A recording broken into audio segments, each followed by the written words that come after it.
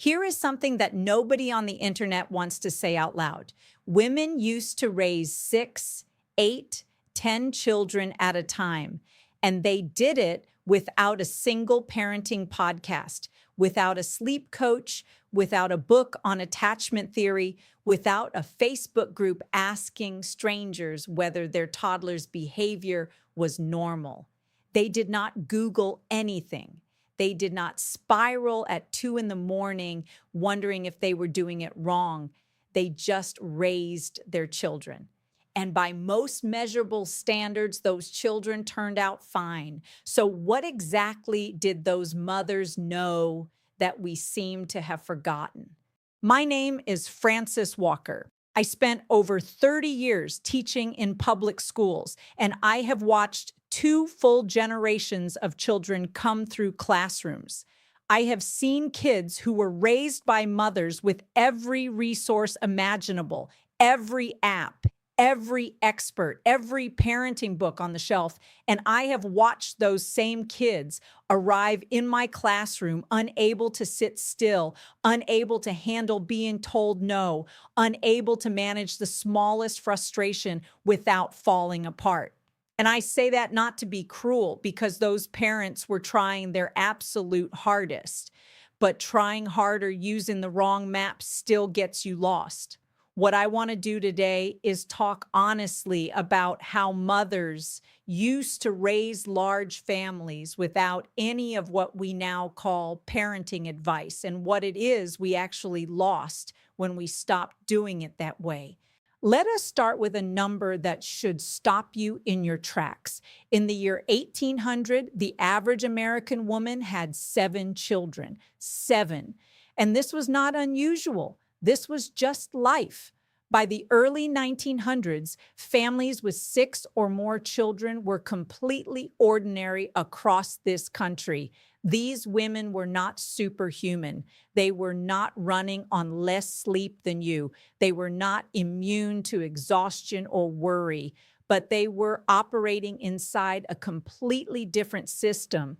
And that system did most of the heavy lifting that we now try to do alone.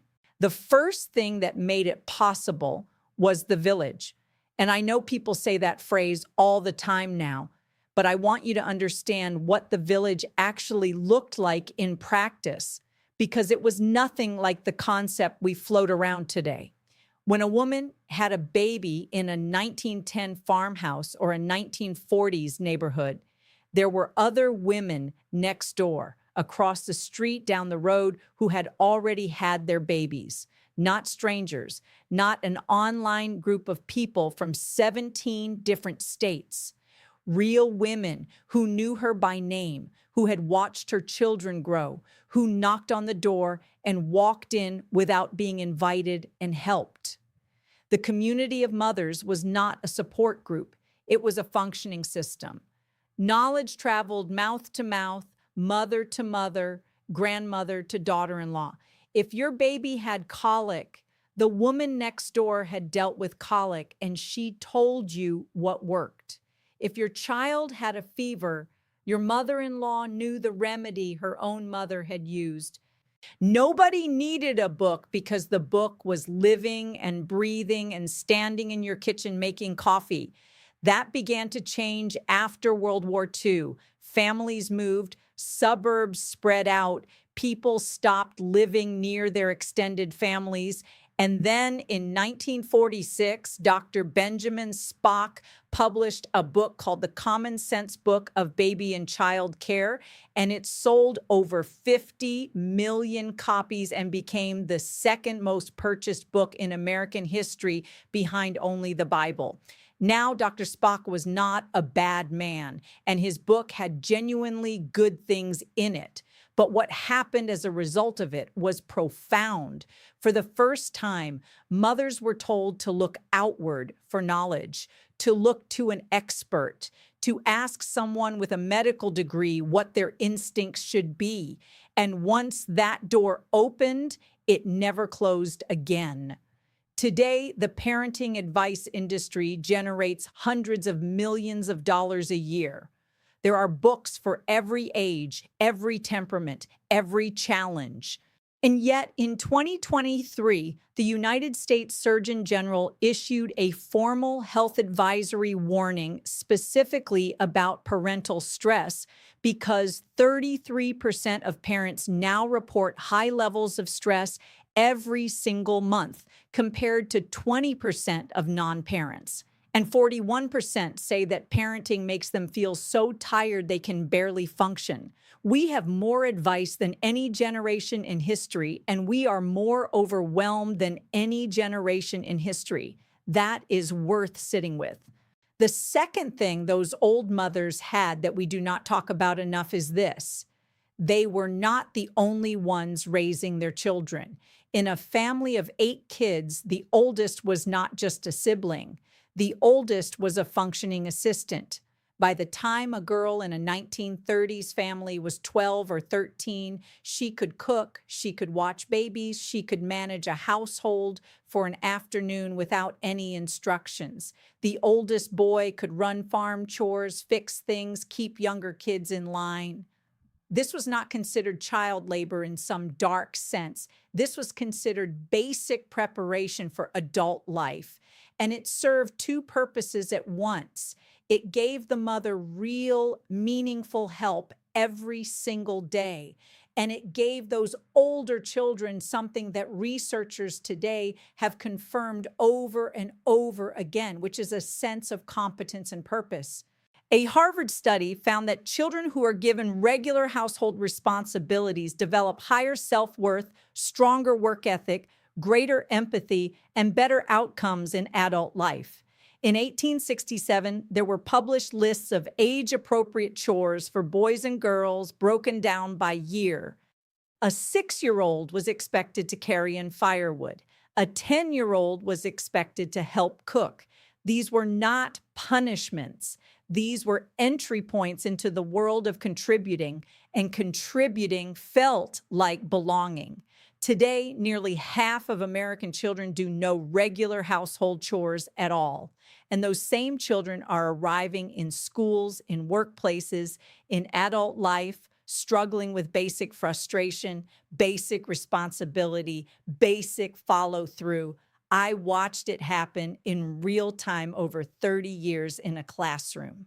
The third thing those mothers understood was what I will call the gift of boredom. These mothers were not their children's entertainment directors.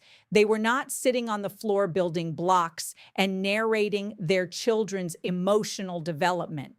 Researchers who study the history of motherhood have noted that for the vast majority of human history, mothers simply did not play with their children the way we define play today.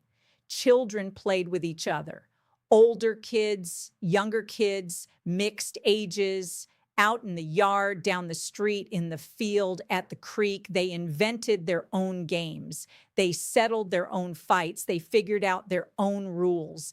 And in doing so, they developed something that psychology now recognizes as one of the most important skills a child can build, which is self-regulation. The ability to manage your own emotions without an adult stepping in to manage them for you.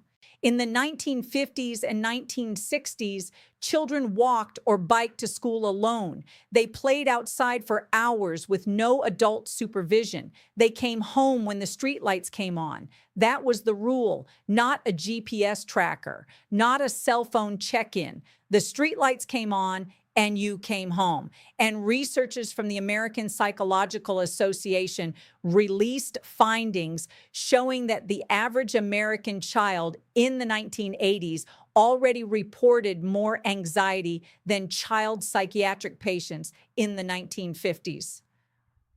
Let me say that again because it matters.